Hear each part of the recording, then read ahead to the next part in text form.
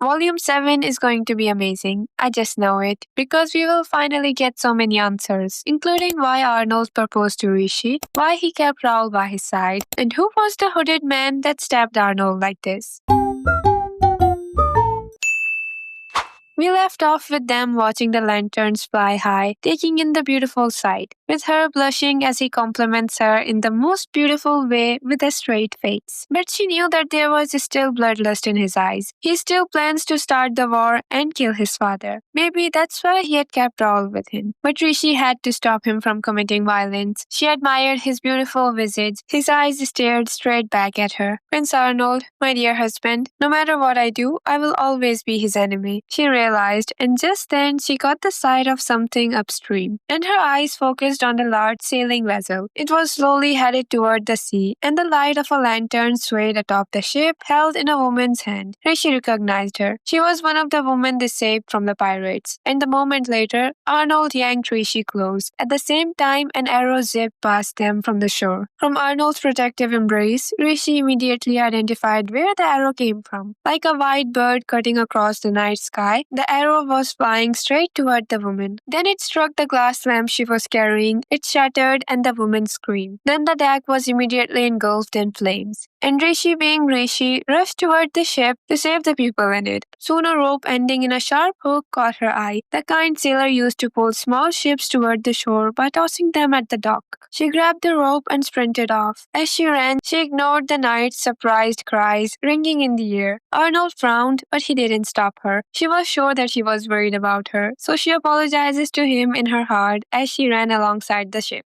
Even with the oil from the lamp, the fire was spreading far too quickly. She found a bucket lying nearby, scooped water from the canal, and splashed it over her head. Then she unhooked the rope, spun it, and tossed it at the ship. She scrambled onto the deck and got a sense of sailor's moment. Hurry up and put out the fire. Crew members were shouting, carrying water barrels onto the deck. In return, Rishi told them to give up on putting out the fire, as the deck was soaked with an accelerant, and use the water to protect themselves instead. Then she scanned the deck as the sailor ran about, but she didn't spot her target. Did you see a woman? She was standing on deck before the fire started. She asked one of the members. A woman? This is a trading ship. We ain't got no passengers aboard, he shouted and then headed toward the flames. Before she helped them deal with the fire, she had to make sure that the woman was safe. She didn't jump into the water, did she? Rishi paled before she saw her on the other side of the flame. She tries to help her escape, but the woman refuses, saying that she doesn't deserve to live because she was the one who arranged for the girls to be taken by the slave trade. She explains that she only wanted freedom like the other girls with her, because they were being treated like tools by their families, being set up in arranged marriages they didn't want. That's why she had showed them this way to escape, to get their freedom. But instead, she ended up causing terrible harm. Rishi understands her pain and guilt, but she doesn't give up. And instead of forcing her, she tells the woman to imagine dying here and starting a life all over again. Moved by her words, the woman began to step toward Rishi, ready to be saved, even though the flames were still between them, until a voice called, saying, "Boy, you too can talk." Rishi spun around and a tall man stood there in a black cloak with a hood pulled low over his face. Rishi could tell in an instant that the cloak was made of fireproof material. "I know you'd talk too much if I let you live," he said, and the woman let out a scream. He grinned and rushed toward her. "He has a blade," Rishi noticed. It was obvious what the man intended, and from where she stood, Rishi had no way to stop him. She moved forward, protecting the woman's body with her own. Her mind went back to the day she'd protected the lady she used to serve, when she'd been hit by that poisoned arrow. Now she knew that there was someone who cared about her well-being from the bottom of his heart, so she abandoned any idea of counterattacking and focused only on preventing herself from taking a fatal wound. But just then, she felt someone grab her. She gasped and lifted her head, realizing someone had protected her with his own body. When she saw him there, she called his name in a daze. But Arnold's expression was unfazed. Though he was bleeding from his side, he had protected her, but her blood went cold. Memories of her sixth life came to her mind. Back then, she'd fought him with all she had and was finally able to land a single blow to his cheek. His blood had dripped from the wound, but compared to back then, she was filled with terror, far greater now. A moment later, Arnold chopped the man's wrist with his hand, not in the least bit shaken by the blood dripping from his side. The hooded man dropped his blade with a hiss and moved backwards. At the same time, Arnold tossed his sword at Rishi. protect yourself with it, was how Rishi interpreted the gesture. The man was trying to recover from another attack when Arnold grabbed him by the collar. He drew his leg back and rammed his knee into the man's gut. Rishi heard bone cracking, but it wasn't a rib. The man had swiftly defended himself with his arm. Eyes still covered by the hood, the man smiled with amusement and drew out a second blade. But before he could charge at the crown prince, another sharp clang rang out, and the blade went flying from his grip because Rishi had unexpectedly appeared from his blind spot. He reached for her with his free hand, but Arnold sent another heavy kick his way, knocking him away from her. Still, they hadn't done him any serious harm. Arnold's expression was still cold as ever, but the sweat on his forehead and the blood on the deck proved that he wasn't in the top form. I must stop him, Rishi thought, and charged again. When the man took out yet another blade, but this one he threw toward the woman, still trembling on the other side of the flames. Thankfully, Arnold caught it. He called Rishi's name, forcing her to fall back and protect the woman instead of going after the man. Rishi knocked away another blade with Arnold's sword, then threw it back to him as she stepped toward the woman and Arnold toward the man, their backs to one another. She grabbed the woman's hand and tugged, before the inferno of burning sails above them came rushing down. By the time Rishi turned back to Arnold, he was swinging his sword. He'd driven the man to the edge of the deck, where his black blade pierced the man's stomach. His hand closed around Arnold's as blood dripped from his mouth.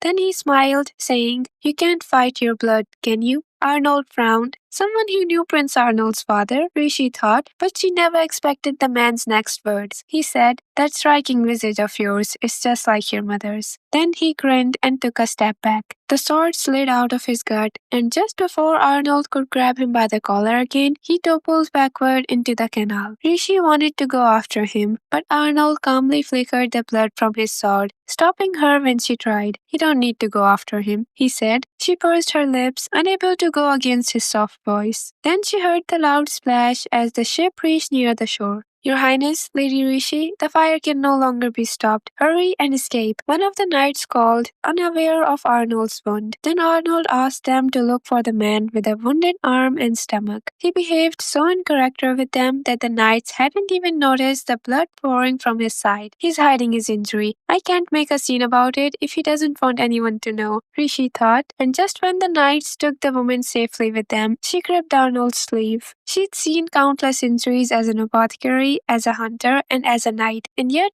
right now her fingers couldn't stop trembling. He glanced down and placed his hand over hers, stroking it. All that was left for them to do was escape the floating fireball the ship had become without being much noticed, and they successfully did that. But there was this one person, apart from Arnold, that Rishi couldn't hide much from. It was Raoul. He had noticed her being shaken up just as she entered the villa, and he had been waiting on the stairs so he could coincidentally run into her after her bath. He had also noticed Arnold heading to bed a few moments earlier. He knew something was wrong. He thought, should I have gone out to the ship, even if it meant disobeying His Highness's order? But he knew regretting it now won't change anything. So suppressing the urge to curse at himself, he told Rishi that he would tell the servants and knights to not come up on this floor as the crown princess isn't feeling well. Rishi thanks him, and in return, he said, "Just get some sleep, sweet dreams," and casually waved her off. But he was secretly beside himself with worry that she would miss a step as she raced up the rest of the stairs.